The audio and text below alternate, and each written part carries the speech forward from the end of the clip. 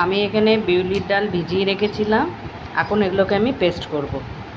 দুদিন ধরে আমার মা বলছিল পকোড়া খাবে পকোড়া খাবে, এবার নিরামিষ পকোড়া কী বানাবো বুঝতে পারি না। আমরা যেন একটু পেঁয়াজ রসুন বা ইয়ে করলাম, আমরা বেসনের মধ্যে একটু পেঁয়াজ ধনেপাতা কাঁচা লঙ্কা সব দিয়ে আমরা পকোড়া বানিয়ে খেয়ে, এবার নিরামিষে কী বানাবো। ওই জন্য আমি আজকে বিউলির ডাল ভিজিয়েছি, আমার মাকে আজকে বিকালবেলা পকোড়া বানিয়ে দেবো। এখন আমার ডালটা বাটা হয়ে গেছে, আমি এটা এখন পকোড়া বানাবো। আপনারা দেখুন আমি কেমন করে পকোড়া বানাচ্ছি।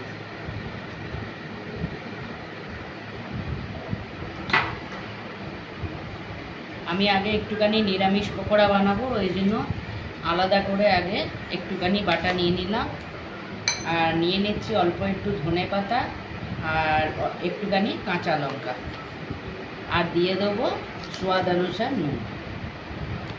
এটা আমার মায়ের জন্য বানাচ্ছি নিরামিষ। এখন আমি তেল বসিয়ে দেবো, দিয়ে তেলটা একটু গরম হলে পরেই পকোড়াটা আমি ভাজা চালু করব। এই যে তেল এখানে গরম হচ্ছে, এখন এর মধ্যে আমি ছোট ছোট করে পকোড়া ঢেলে দেবো।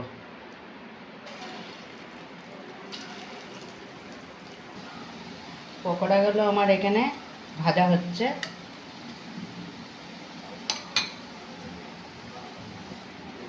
এখন পকোড়াগুলো সব ভাজা হয়ে গেছে, আমি এগুলোকে এখন উঠিয়ে নেব। এখানে আমার ভেজ পকোড়া রেডি হয়ে গেল, এখন আমি অন্যটা বানাবো। এটা তো সেম জিনিসই মিক্স হবে, কাঁচা লঙ্কা ধনেপাতা সব কিছু, তার সাথে এক্সট্রা শুধু যাচ্ছে পেঁয়াজ। একটু পেঁয়াজ দিলে ভালো লাগে খেতে, বাস এটাকে এখন আমি মেখে নেব। আর এতে দিচ্ছি একটু চিলি ফ্লেক্স, আর দিয়ে দিতে হবে স্বাদ অনুসার নুন। এখন এটাকে আমি ভালো করে মিলিয়ে নেব। এখন হচ্ছে পেঁয়াজওয়ালা পকোড়া।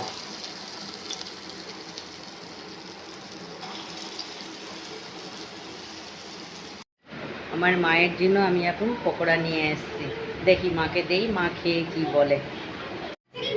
কি করছো? এই যে বসে আছি, টিভি দেখছি। আর কি করবে, টিভি দেখছে আমার মা বসে। নাও পকোড়া খাও দেখি, খোলো পকোড়াটা, দেখো কেমন বেনেছে। বাহ, এতগুলো! খাও না, ছোট ছোট তো।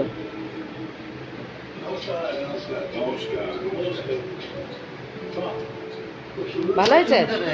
সুন্দর হয়েছে। সুন্দর বলো। হ্যাঁ, এই তো আমার মা সুন্দর বলেছে।